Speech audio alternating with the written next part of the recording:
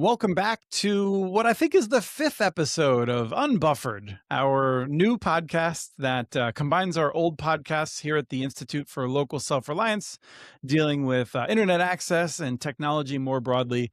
Kind of think of the show as dealing with technology and how we organize society and how those things overlay each other. I'm Chris Mitchell with the Institute for Local Self-Reliance.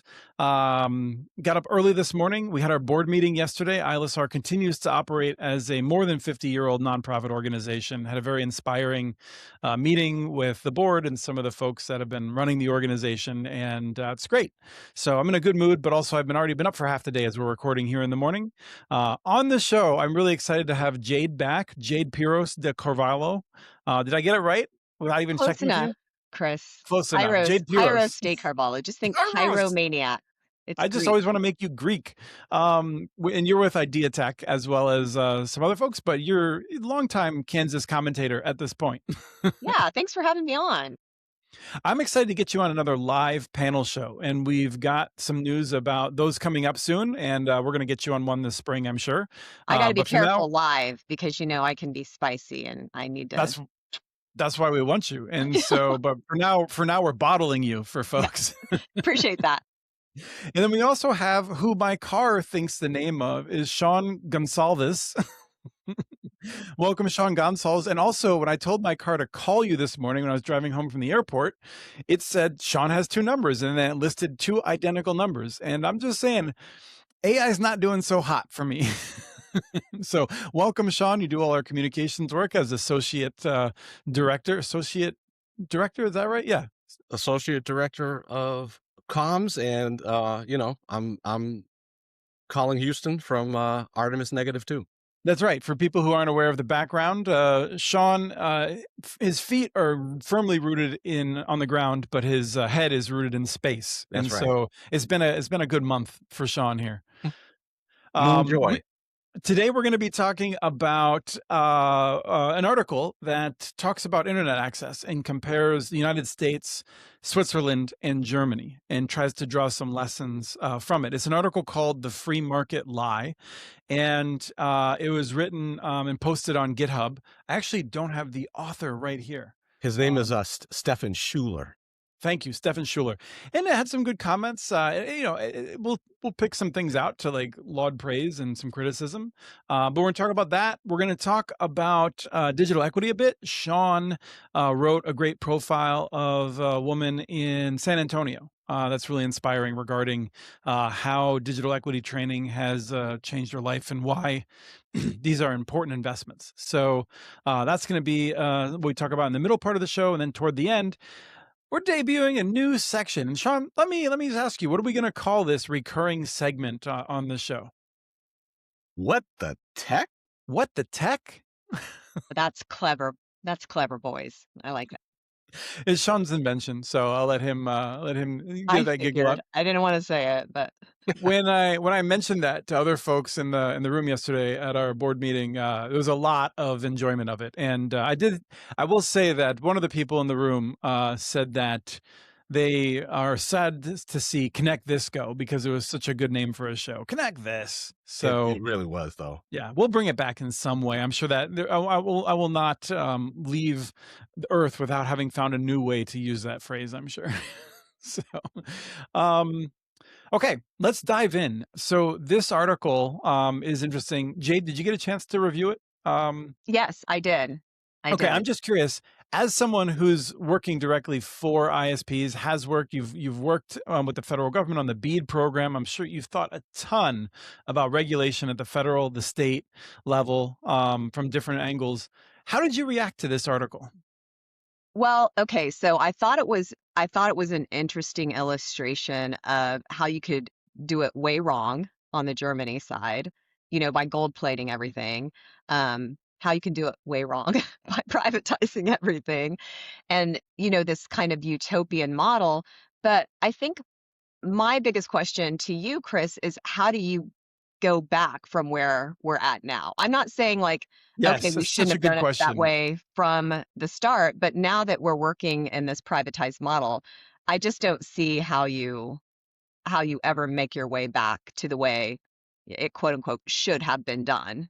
We could say that about any number of policies or like our healthcare system or lots of other, you know, big thorny problems in America, but I don't see how we move from, what we have now to Yeah, it is a way to phrase it that's in keeping with Sean's Artemis focus is we're building a moon colony. Yeah, let's learn the lessons from the Swiss in terms of having multiple fibers to the home and having aggregation points at which different ISPs can get in there and that sort of a thing. Yeah, absolutely. There, like, but we're not colonizing the moon. We're trying to figure out how to solve challenges in our cities that have existing infrastructure. Right. Well, Um, we should, but for folks who haven't read the article, we should probably talk about what's actually in it.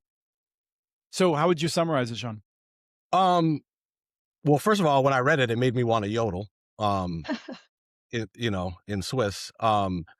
I would summarize it as basically that, as you alluded to, comparing the United States, Germany, and Switzerland. So in Switzerland, apparently 25 gig symmetrical services like available like everywhere. No, I think that that's a little overstated in the article, but that is Well, what the article suggests. in most cities, I Right. think is really what it's talking about. But how there's real competition. You've got like a dozen or more providers in most cities, and it talks about that and then compares how in the United States, where we worship the free market and say just let private market uh, do whatever it wants, we actually have worse service, higher prices, and all of these territorial monopolies. And I like that phrase, territorial monopolies, too. I thought that was pretty good. And then in Germany, which is sort of often criticized for, as Jay talked about, that gold plated where like it's like overly regulated. So he asked a question basically saying, how is it that in a nation like the United States, where it's like, laissez-faire, free market capitalism, let private sector do whatever it wants, Germany overregulated, we have very similar sort of internet service and lack of choice, etc. Where Switzerland, Mhm. there's a difference, and so he explores that, and he talks about natural monopolies, which I think is important to understand this whole thing, and then lands on how Switzerland has, I guess you would call it like a particular type of an open access model, right? Like I feel like most fiber networks go into like the creating moon bases, like we're already where we're at, where a lot of fiber networks I think use like PON, right? Which is like Passive shared, optical networks, yeah, and yeah, shared like infrastructure. shared So I would, infrastructure. if I would jump in for a second, there's like multiple critiques, and one is a technological critique, and I think his article would have been better if he didn't go down that path. And there's people that care very passionately about whether you build a network where every home has its own dedicated fiber back to a point of presence or the network operations center. And there's like, I mean, there's good reasons to discuss this and to talk about what is the appropriate model, what's cost effective, what is future proof, and this and that. But I'll say that I think that the technological differences for a home user are more or less imperceptible across most Yeah, networks. and there are huge energy demands on the active side versus the pawn side, which again, we don't need to go down that rabbit hole, but everything's a trade-off. And when it comes to the end consumer, that's what we need to focus on. Like, what is the Yeah. biggest Mhm. difference, right? Right. And so I think the thing that people I think should focus on is what do people want? What do they need? Yeah, And I will say that like and Sean, I don't I feel like that pretty much sums it up. I don't know if there's anything else you wanted to say before I I offer mean, there's a my couple of damning little other critique. spots in the article that I thought were interesting to note, but Okay. we can come back to that. All right. Um, anyway, I feel like the technological question of like, okay, well, like I'm sharing it with my neighbors, but most of my neighbors aren't home. Like there's just it's not the case that in many cases, you are during prime time throttled down to 10% of what you're paying for because of congestion from the neighborhood. That I've never seen any evidence that that is happening, and I don't think that is happening. And the other thing I'll say is that like I do feel like there's a lot that we need to improve. I think that a majority of Americans have internet access that is not meeting their needs and is creating some kind of drag on us, both um, our wallets, our innovation, and just the fact that we're stuck on hold and our time when we have to deal with problems. At the same time, I don't want to overstate that like everything's broken. Like I don't know if I lived in a territory where I get G fiber, it's $70 a month. It's been $70 a month for a year, $70 a month for years. Like it seems like they're doing a good job. If I lived in the Utopia area, I'd be thrilled if I could Mhm. get fiber from a small private company that's crushing the record, crushing the stats. That'd be great. And so there are places where it has worked, but I think it is true that we don't have a plan to solve this issue for most people. So I just always want to defend us a little bit, like and to its credit, this article does note one of the things you should do is support the right of local communities to build their own networks, and I think also to partner with appropriate folks to improve networks. So anyway, like that's like I get a little bit touchy about that, but I will say that like I want to have this is something I want to go deep with Benoit Felton on in the future, who studies a lot of the international systems and he's a Frenchman. He lived in China for a long time and studied their systems and just he thinks about these telecom issues a lot. And this idea of like structural separation versus functional separation, which he kind of alludes to not working well in Germany. Well, in Britain, I think it's gone even worse. And that's because they didn't build a new network that might be, that is separable. So there's a lot more lessons to learn from Europe than I think we got out of this. Yeah. But There's a I couple guess other things. There's a couple other things that I would highlight that I think are worth okay, consideration, hit him which up. is that, well, first of all, in it, he talks about how I don't know if Swisscom is like the equivalent of AT&T in Switzerland or something like that, but So I looked into this just briefly, and I'm not an expert on this, but like Swisscom is an incumbent, and it's fascinating to me that they originally proposed this structural well, separation what, yeah, system. yeah, Okay, exactly. Is that so is they were 51% owned by the government, whereas Deutsche Telekom, which has been so resistant in playing the same games in Germany that our large companies play, they are owned by the state and a minority. So I think the public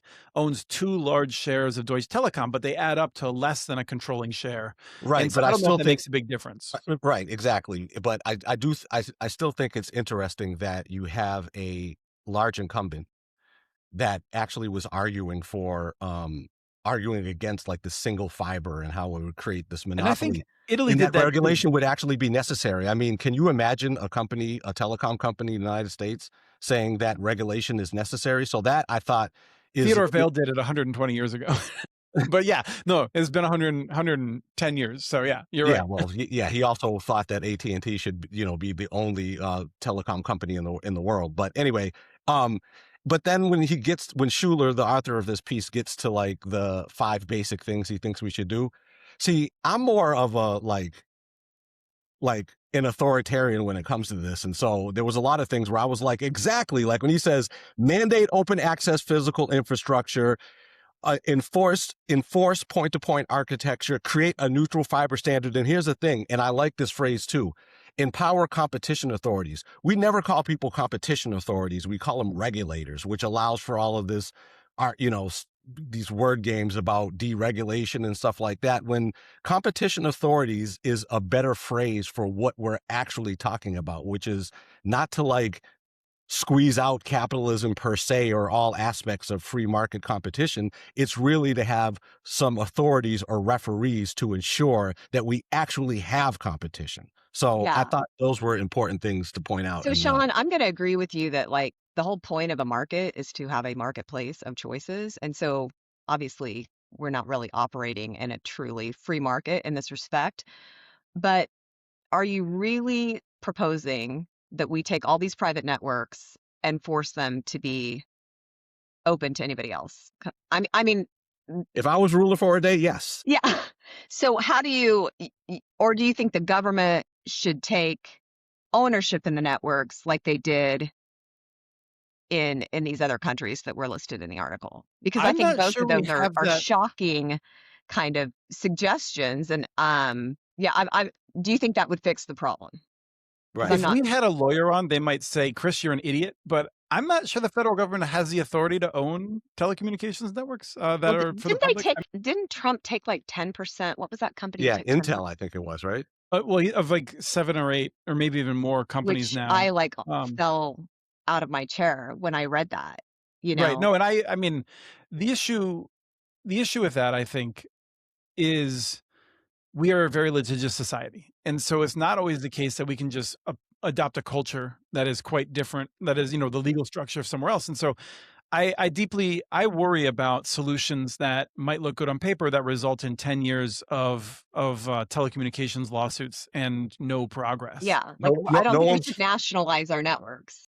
no one's ever accused me of having practical ideas. But But no, this is like, you're not the only one suggesting this. There are other people, and I've questioned whether or not we should have that debate on this show with people that really would push for national open access. And I think we probably should. I've just been nervous about it, in part because I don't like having angels dancing on the head of a pin arguments that are, kind of like, Mhm. well, it's not going to happen. But I don't Yeah. know. With the backlash against tech, I don't think we can predict Oh my gosh. where the Yeah. old Overton window is going. No Yeah. doubt. Um, but I do think that the idea of focusing on competition is a good one, right? I've said before, for the 30 years since the Telecommunications Act was passed, the general thing that the federal government has focused on is removing what they called barriers to competition. But it turns out that simply removing barriers does not produce competition. One needs pro-competition policies in place. And the thing that drives me nuts about this, when I see the term free market, I have a little like mini like burst of anger, because I'm reminded of where people try to tell us that, like, I'm in support of free trade, and that's why we have this 24,000-page agreement for free trade, Yeah. right? And it's like, that's not free trade. That's just the pharmaceutical companies writing the trade rules. That's That's the not. problem about, yeah, the whole term of free markets. Like, there are they're not just unfettered, like, this Mhm. isn't science, Yeah, natural law. There are policies baked in, depending on where the lobbying dollars are, that choose these winners and losers. And so people, you'll hear policymakers saying, "We're not gonna choose winners and losers. We need a free market." I'm like, "Well, you are."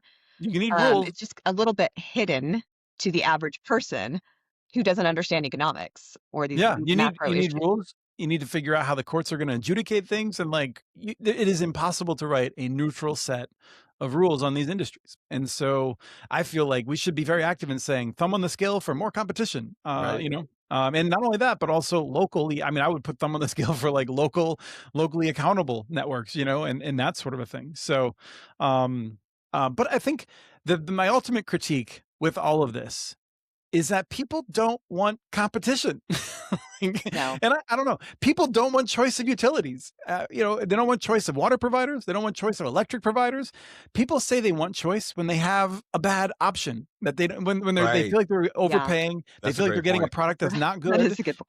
Because You know, it's a pain to change. That's what it is. And also like the decision fatigue. It's like there's so many Yeah. choices sometimes, and it's like, do you really want to be like going through 12 different like ISPs, like, all of the, fine print to try to figure out, it's like, like that's why when I always get, like lose my mind when people say, oh, like when it comes to like insurance, like you can choose like all these, like, yeah, I'm going to read like a 400-page, like, insurance manual to figure out, which the best, option for me is, and still get suckered.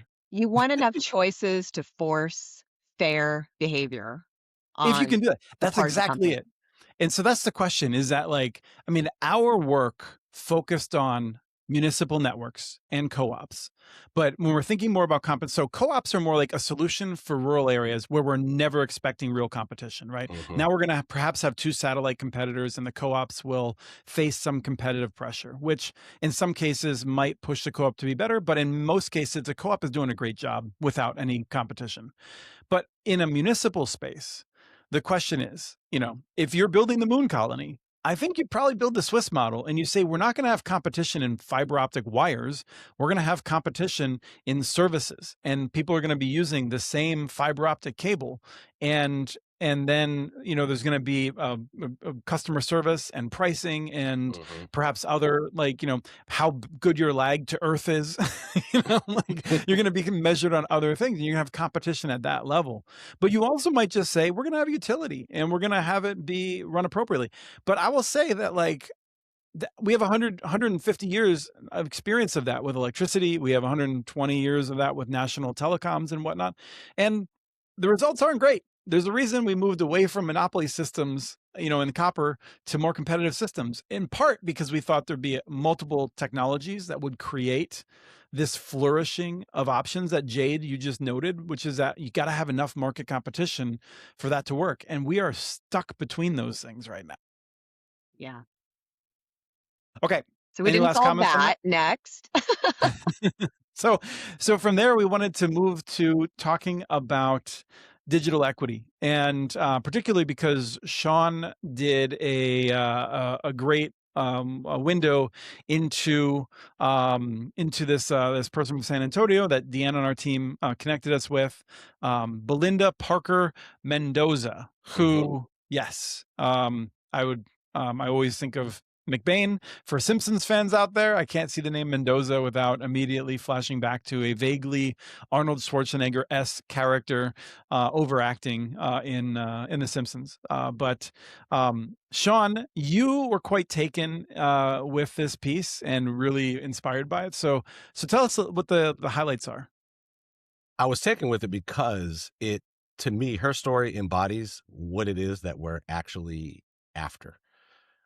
So, we talk about technology and open access networks and municipal broadband and all this kind of stuff, but ultimately, like, what does it matter? And why is connectivity so important for people? And so her story to me illustrated that in a really powerful way. And, she's someone who lives in one of the Opportunity Home complexes in San Antonio, Which is public which housing. which is public housing. They've got a bunch of them across the city.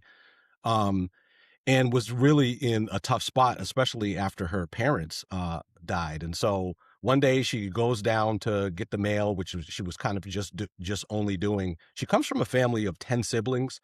No one in the family, including her mom and dad, have had a diploma of any kind, high school, college, whatever. Actually, her father graduated from high school and went I thought straight to so. Yeah. work. Yep. But none of her siblings. And so anyway, fast forward, she's 45 years old. She's got an adult daughter, but was really struggling with the death of her parents and a lack of sort of employment opportunities and these kind of things. She had no device. She had no internet service at home. One day she goes out to her car, and one of the folks that work, one of the staff at Opportunity Homes, I think it was handing out flyers and said, hey, do you want to like help hand out these flyers? That led to her kind of getting involved in doing some volunteering, got into their resident apprentice program. Then AmeriCorps Vista had a digital skills training course, within the Opportunity Homes that she was encouraged to apply for. She got it. And it just changed her life. Because she went through that course, she was able to get this refurbished Dell laptop. They were able to sign her up for ACP, which allowed her to get internet service for the first time. And all of that led to her going to San Antonio College, a community college, got her associate's degree, 4.0 GPA, transferred to Palo Alto College, I think the name of it. She's working on her bachelor's degree, and it has all of these ripple effects. And in the story, she just Yeah. talks about how she's very clear about how that laptop and that internet connection totally transformed her life. And it like cascaded outward. Like, so she became a trainer of trainers, even in these digital skills training courses. And now within, that apartment complex, people don't just see her sad. They see her as confident and knowing something about technology, and they've seen it change her life. And now she pushed her daughter's got an associate's degree, she's working towards a bachelor's degree. And so I just think it's a really powerful story because the ACP we just let die. The Digital Equity Act got terminated, and both of those programs were really designed to produce more Belindas and lead to those kind of results.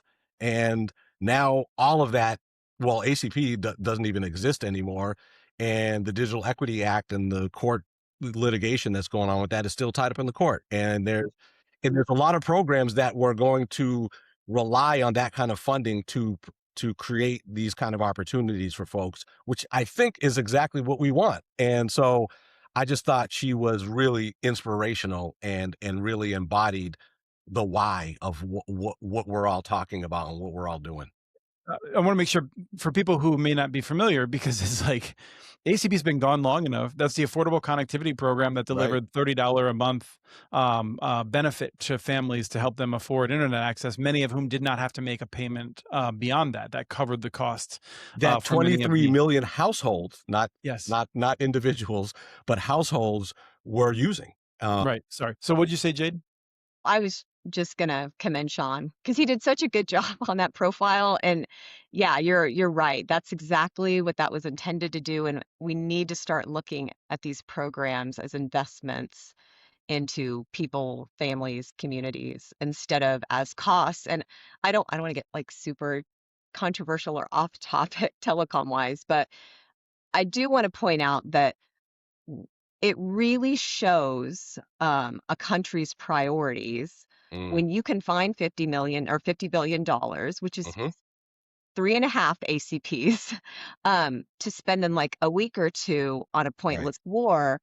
And you continue to say that ACP was a handout, that it was too liberally applied, that it was a cost we can't bear.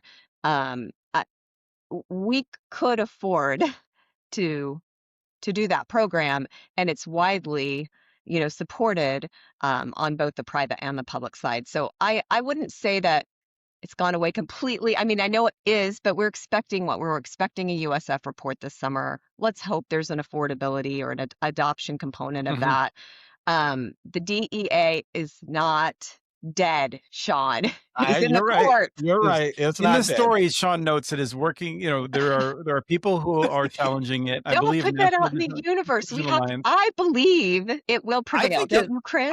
I do expect that it will come back as long as Congress doesn't decide to remove it while it's dead.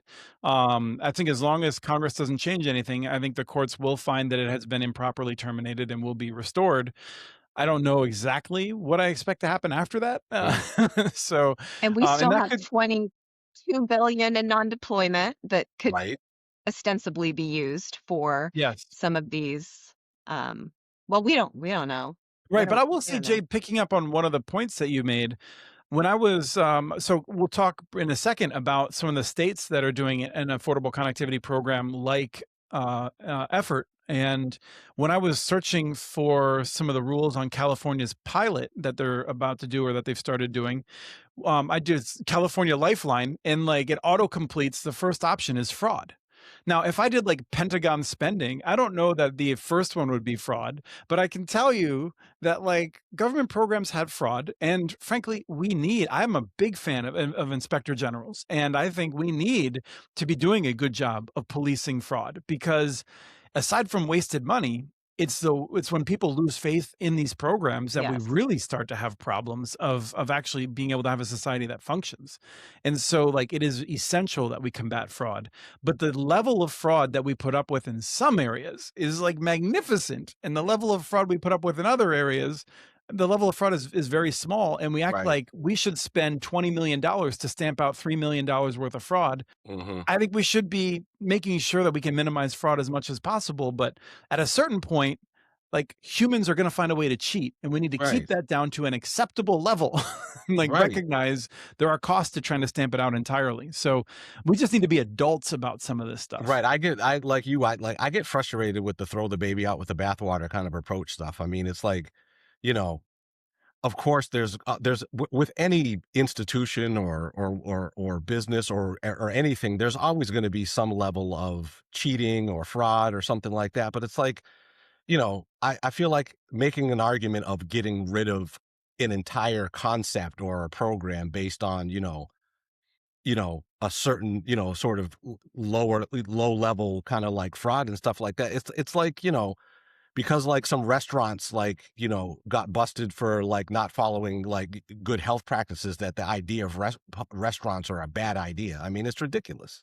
Yeah, we use these really tiny marginal peripheral, 1 to 2% to justify getting rid of it. And then we spin our wheels putting so much energy into figuring out how that 1 to 2% doesn't happen instead of just delivering on programs for the American public, which we know can be done. I'm still a big believer that in government's ability to improve the lives of people through programs. I still believe that, but it's super broken now. But there are examples out there where it's happening and where people are proving that these things aren't that hard, and I don't think ACP was that hard. If we do believe that the 200% poverty level was too high, take it back down to 135 or to 150. There are these compromises that can be made, but to just act like it's too hard to figure out how we can make it happen without fraud, it's not rocket science. Well, I think the pathway to creating that political will is by profiling people Yes. who demonstrate that it is working. And I often think of Susan Crawford's book Fiber. She profiled a person who in Wilson, the city in North Carolina, that Mm. they built an amazing fiber optic network that is just succeeded in any metric that you would like to apply to it. It's been wildly successful. 3 different programs to help low income families take advantage of the services that are available. And in her book, Susan Crawford noted a woman who had pursued a nursing degree because she was able to do it from her apartment there, as opposed to trying to take her 2 children to the library. In that, as they were able to get devices and better know how to use them, her children, their disciplinary record improved, I believe. I don't know if I'm combining stories, but we've seen that in a number of cases where when people have real opportunity and they feel like that someone actually cares about them, they often are more productive Yeah. members of society, even if they're 11 years old. Yeah, So, no doubt. I like mean, 11-year-olds know this stuff. So, Sean, I wanted to give you a chance to tell us briefly about New Mexico, because there's an important thing that they're doing with the Affordable Connectivity Program there. right. Well, as it relates to all of these things, whether it's the ACP like thing or the Digital Equity Act, as a transition, I love the thing that Belinda said at the very end of that article, which is that it's never too late. You don't have to sprint. You don't have to jog. If you can't walk, crawl, just start. And just start is what New Mexico did. And they said, I mean, like they were, surprised at the end of ACP, but also recognized how important universal access to internet is. And so they said, we need to fix this. And they created what I guess you would call an ACP style. It's actually called LITAP, and I forget exactly what the acronym stands for. But what they did is they took their state level universal service fund and they changed it so that it wasn't just here's a surcharge on your bill that pays for landlines. It's here's a surcharge on your bill that can help subsidize um, the maybe 7 to 10% of the population who needs a subsidy in order to afford internet. And so that's what they did. And they, you know, they were able to do that without having to raise taxes or create a whole new budget. They essentially took the existing surcharge for Wow. their essential Lifeline program was about 50 cents per connection. They think this will raise it to about $2. So for about $1.50 more per connection, they're able to fund this in perpetuity at a tune of $45 million a year, which they think will cover everyone in the state that could qualify for it, would be able to get access to it. And in talking to Senator Mike Padilla, who really spearheaded this legislation, he's the Democratic Senate whip, and he's been around for 16 years. And talking to him, he makes it really clear of how important it is to have a real champion within state legislature to push these kind of things forward, and all of the kind of groundwork that has to be laid in order for this kind of stuff to even be possible. Because they filed the bill officially on like January 26th, and like 2 weeks later, the governor signed it. And that's like Wow. incredibly fast. But He's a behind the good whip. scenes, this was something that he had been working on with his colleagues for years. He obviously he's actually really involved in broadband issues. He filed the legislation that created New Mexico's broadband office and some other stuff. So this has been, it was ongoing, but that preparing the ground, preparing the ground and being ready to file legislation and having a champion is super important, but it's also like super inspiring. And there's now other states that are like looking at this and being like, I Right. And love so the, the laboratories of democracy mm, idea. And I really do think states should have the ability to create programs that, work best for them. But if my only concern with this, because I thought that was brilliant, but there's like this ethos in the Midwest that really ties like income level to morality. I don't know if that exists like everywhere, mm, but as long as that exists, it's really difficult to get these Midwestern states like Kansas mm. to do things like that because they feel that they're somehow like encouraging people to, I don't know, not improve Freeload or themselves. I hate saying that because I love Kansas and we're great, nice people, well, but it's it's just so interesting, deeply right? I mean, embedded in the culture. I don't know if people are aware, but when 130 years ago, there was very few libraries. Most families owned a book, right? The Bible, and didn't own other books, didn't come into contact with other books. I might be overstating it a little bit or missing the years by a little bit, but that's more or less the trend. And one of the things that Carnegie did, and I have plenty to say about Carnegie being a terrible, horrible person and destroying the lives of many families. But he felt it was really important to give people the opportunity to improve themselves with books. And so he helped to establish libraries.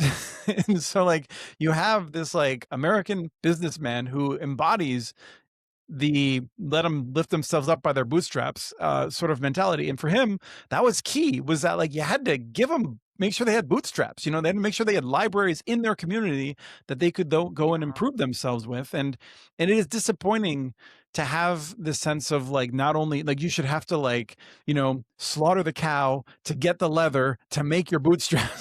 Like, at a certain point, like Yeah. Mhm. what are we doing here? And so Right. yeah, I mean like, Yeah, but I'm the curious libraries. if you guys think we've lost this, because I feel this sometimes.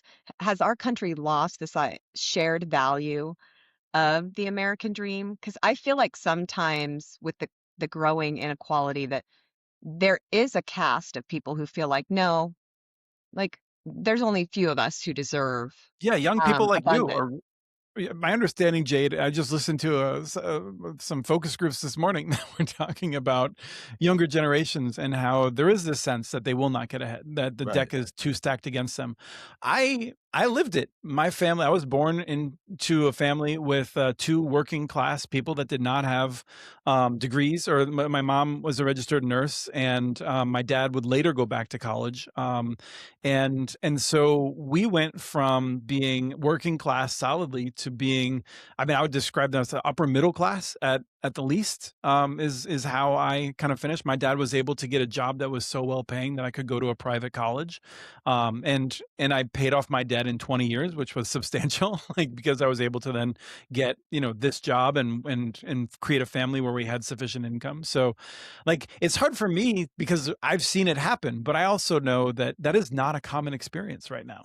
Right. I will say this, but my sense is that yes, I think that shared value ethos is very still much alive. I really do. I think that I would even go so far as to say that I think most Americans have that ethos isn't completely dead, but it's in an environment that's like survival of the richest environment. We're talking about libraries and books. You know how we can kind of help reclaim it? You want to talk about banning books? Get Ayn Rand books out of libraries for No, the no, no. love I of think God. I no, That's no, what's no, driving this. no, no. I mean, I think people should learn to critique Ayn Rand books Yeah, and you have to go through understand. your teenage angst phase of reading every Ayn Rand book and then realizing how bullshit they all are and that she died miserable for a reason. Like it's You part know, of I, the well, process. let me say this. Like this could be very controversial among people that I like quite a bit. If you have built things, not everyone is a builder, right? Like if you're a small entrepreneur, you get a sense of how the deck is stacked against you, how hard it is. And if you're really paying attention, you get a sense of how lucky you are. Because Mhm. like a lot of us recognize when we're unlucky, and other people don't recognize when they're lucky. So, I started a photography company. That's not to be too grandiose. I'm a photographer, and for 25 years, people have paid me, and I've maintained clients, and I've like run a business and filed taxes, and like the bare minimum of like being a businessman in America. And I fully see how some people get frustrated when people who don't do that, who haven't taken those risks, who expect other people, and this Travis would say, whether you're a paycheck, if you sign the front of the check or the back of the check. And there is a difference once you've like taken responsibility for paying other people.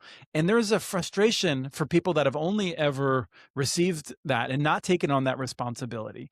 And I think it is overworked. I'm not going to say that it's like, that like all of the criticisms are true, but like there is a mentality and a sense of there's an us versus them that can develop when you've gone through that.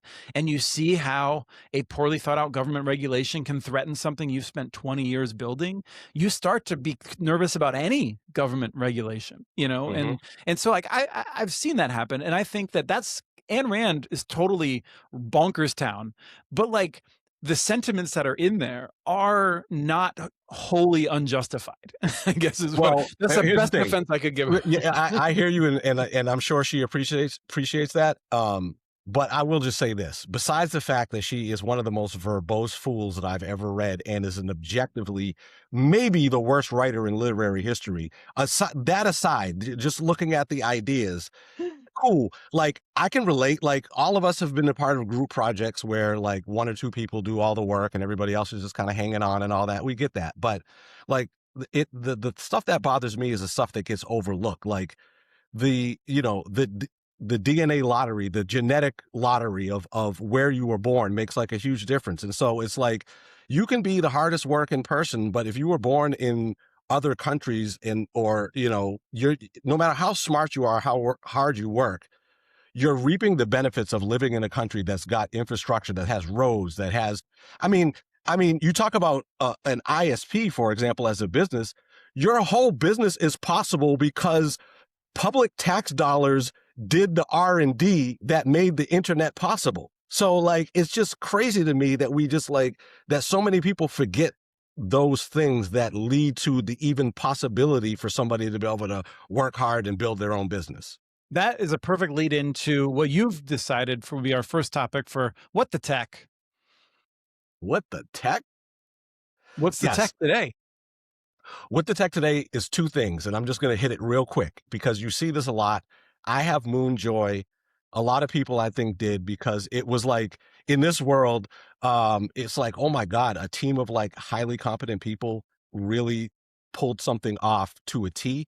It's amazing. But of course, there's a lot of people, and I think it's a legit question to be like, what's the point of going to space when we've got so many problems on Earth? And that kind of question's been around for a while.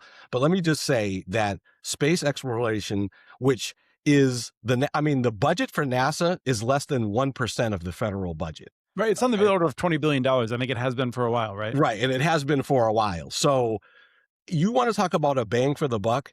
Because of space exploration, we have memory phone cameras, Oh my God, I can't sleep MRIs, about it. CAT scans, freeze-dried food, scratch-resistant glasses, wireless headphones, computer mouses, GPS. To me, the value of GPS alone is probably worth what we spent going for space exploration, especially because GPS, and this is something that we can get into in another program, is so fundamental to the proper functioning of the internet itself. So that's my little what the tech wonder of Artemis and what it's led to. My other thing is highlighting what I consider to be maybe not the dumbest, but a really dumb space idea, which is Jeff Bezos and Elon talking about building these gigawatt data centers in space. Let me just say quickly, a gigawatt is roughly, I looked this up, is roughly the equivalent, is roughly the electrical output of a large nuclear power plant. Forget about the computing. The main challenge is launch mass and building infrastructure in space, not to mention meteor impacts, radiation damage, and data centers create a lot of heat. So you need like these comically large radiators. So even if you had cheaper launches, you would still need like thousands of them to do it. And then with the straight face, Bezos says these data centers will beat the cost of land-based data centers. And my question is, how? On Earth, there's like relatively cheap land. You've got existing power grids. You've got fiber. You've got easy maintenance.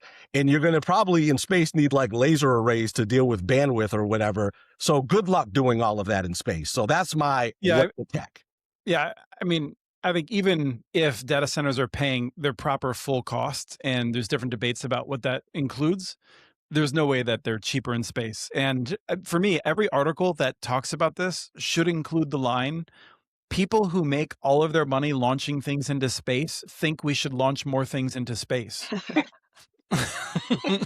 don't know, Can't you just harness the power of the sun for your energy? Isn't that, I mean, I haven't looked. I mean, you could do it in space. The sun's always shining, right? No one can hear you scream, but you're always in the sun depending on where you are and when you place these things. But the fact is that the sun we get lots of sun on the Earth, and battery storage is dropping significantly. And so Sean listed out the myriad reasons why it would be foolish, I think, to like commit to this or think that this is any kind of a solution. This is a solution for people that are trying to make more money launching things into space. Yeah, exactly. You hit the nail on the head there. Yeah. All right. Well, this has been fun. I do want to note that we are doing our first Unbuffered live next week. So we're going to try and do these live shows. We have been doing them with Connect This. We've been doing those on like Thursdays and Fridays because that's when it had worked out. But to incorporate in the new schedule, we're going to be trying to do the live shows when we do them, which will probably be once or twice per month on Tuesday or Wednesday afternoons. And this one will be Tuesday afternoon at 2 Eastern time. Sean will have some stuff in the socials, but we're going to be having Heather Mills, who's been on Connect This before, and Doug Dawson, who is always on Connect This and helped make the show as good as it was, and Drew Garner from Benton Institute for Broadband and Society. Doing a lot. We're going to cover some BEAD for sure because with that lineup. And I think we're going to talk a little bit about the vacation I just took and how Verizon and T-Mobile did not both work anywhere I went. It was one or the other. So glad I have two SIMs. So anyway, we'll be talking about some other things, but we're going to have that live show. We're going to try and produce these a little bit better with more advanced warning and then more of the support. And Jade, we're looking forward to having Jade Pyros at a future one of those as well. Well, thank you, gentlemen, for having me on. Good yeah, thank you all. Roger that, Houston. Thanks for listening to this episode of the Unbuffered podcast. We have transcripts for this and other episodes available at ilsr.org/podcast. While you're there, check out our other podcasts from ILSR, including Building Local Power, Local Energy Rules, and the Composting for Community podcast. Email us at podcast@communitynets.org with your ideas for the show. Follow us on Blue Sky. Our handle is @CommunityNets. You can catch the latest research from all of our initiatives by subscribing to our monthly newsletter at ilsr.org. While you're there, please take a moment to donate. Your support in any amount helps keeps us going. Unbuffered is produced by Christopher Mitchell with editing provided by me, Jordan Pittman. Special thanks to Riverside for providing the song Caveman. Until next time, thanks for listening.